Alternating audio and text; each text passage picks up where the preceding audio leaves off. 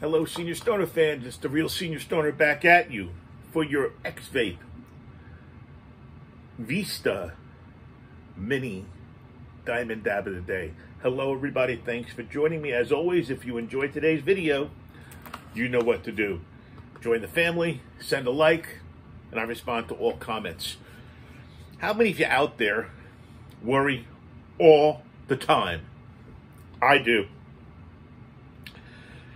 I got to find a way to stop it. We have to find a way to end chronic worrying. It can have really bad mental, even physical effects on you. If you're a worrywart or a nervous Nelly, you probably constantly are worried about everything and anything from health to how you look to whether or not there's going to be a storm. If it sounds like you, which I think it sounds like many of us, we may be worrying our life away, literally. Excessive worry does not just affect mental health. It can also hurt our physical well-being. That's why we've got to break the cycle. Who are the people that worry like this? Well, some people are so prone to this type of worry that it's just incredible. There might even be a genetic component. There are also nurture or non-nurture factors that make you a worrier. Example, research found that people who come from divorced homes are 70% more likely to worry, to have chronic anxiety, to have exaggerated worry and tension. Overprotective parents also tend to raise worriers as well. There's probably a biological component even to chronic worry, but it's also early environmental. The feeling of safety should be internalized and grow along with you, but for the most part, it doesn't, so you become a worrier. So if you have a mom who wasn't available or consistent, you can develop a mindset that the world is not a safe place. Divorce and overprotection can also gnaw away at a person's internal safety feelings and security. But what really makes us worry? Now we know what type of people are the chronic worriers, but why do we do it? People worry because they think something bad will happen or could happen. They actually activate a hypervigilant strategy of worry and think, if I worry, I can prevent the bad thing from happening or catch it early. But if you didn't worry, things might get out of hand. The worrier's credo is that if you can simply imagine something bad happening, it's your responsibility to worry about it. And all this worry can affect physical as well as mental health. Worriers tend to be overutilizers of the healthcare system, meaning they see their doctor for just about every ache and pain. Worriers are more likely to have what I have, IBS, chronic fatigue, aches and pains. So what happens is we've got to push ourselves and understand if we worry too much. So do we? Worrying doesn't always deserve a bad rap. Sometimes worry is a good thing. If there's an actual threat, then there's something to worry about. If you run into a bear in the woods, you got something to worry about. In those cases, not worrying may be more of a problem than worrying. So how much worry is too much worry? It really depends on the degree to which the disproportionate worry affects you and how much you're suffering and how much it limits you. If it's posing interference in your life, or it's enough of a problem or a nuisance that you're distracted, the good news is there are ways to reduce your worrying. Let's discuss some ways to bust worrying. First, make a list. Identify what we're worried about. Then look at the list, analyze the list. Look at whether you're worried productively or unproductively.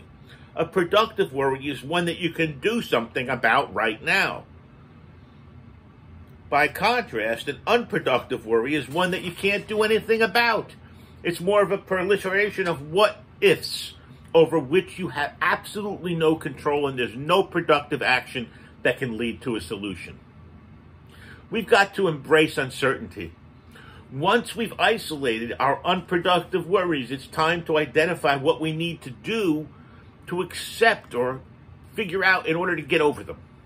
We may need to accept our own limitations, or it may be a degree of uncertainty we need to accept.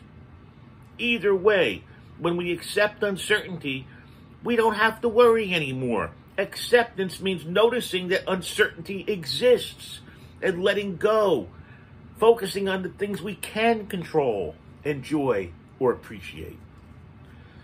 Maybe we should bore ourselves calm. That's right. Repeat a feared thought over and over, and it will become boring and go away. If your fear is of getting hit by a car as soon as you walk up the street, look in the mirror and say, I may get hit by a car. I may die of getting hit by a car. Say it 1,000 times, and guess what you're going to find out? It loses its power because you're still standing. Make yourself uncomfortable. Worriers feel that they can't tolerate discomfort. But if you practice being uncomfortable, you may accomplish a lot more. The goal is to be able to do what you don't want to do, or things that make you uncomfortable. Worriers tend to avoid new things and situations that make them feel uncomfortable, such as parties or public speaking. The preemptive worry helps them avoid discomfort, but if you force yourself to do the very thing that makes you uncomfortable, you'll be relying less on worry as a coping strategy. Maybe stop the clock. Worried people often have a sense of urgency. They think, I need the answer right now, and if I don't get the answer right now, then something terrible is going to happen. Sound like me. Yikes. You got to look at the advantages and disadvantages of demanding such urgency. Maybe rather than focusing on the sense of urgency, instead focus on what you observe right now. Ask ourselves, what can I do in the present to make my life more pleasant or meaningful? We can either focus our mind on getting an answer right now, or focus on improving the moment. Take a deep breath, read, listen to music, or stop the clock totally and curtail your worry. Remember that it's never as bad as you think it will be. Worry is all about anticipation. The what-ifs are always way worse than how you feel when something actually happens.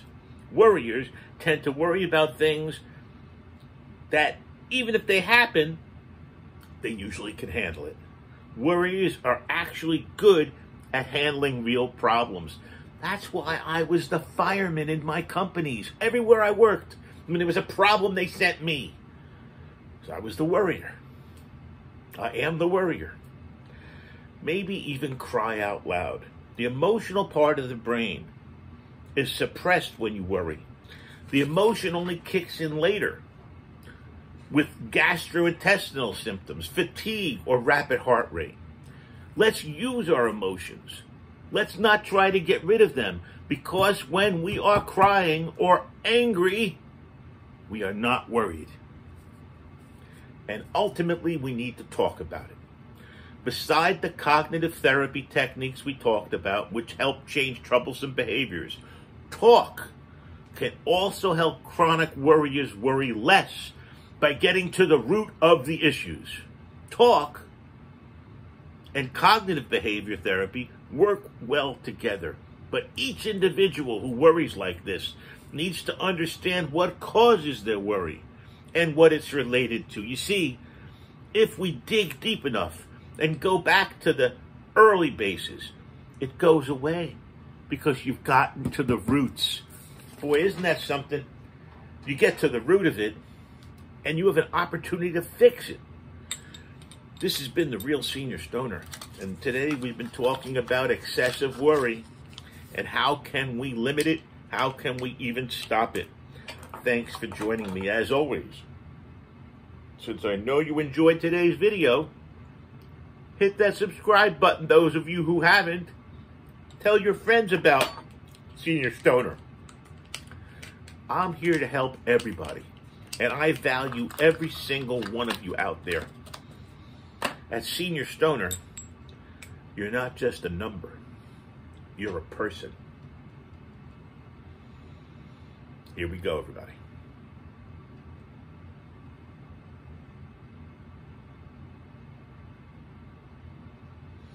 One of the most important things about worry, you do it yourself.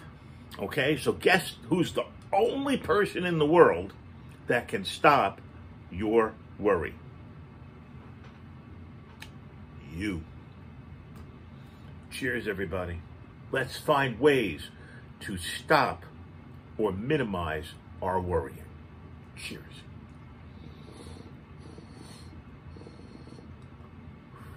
And have a great day, everybody.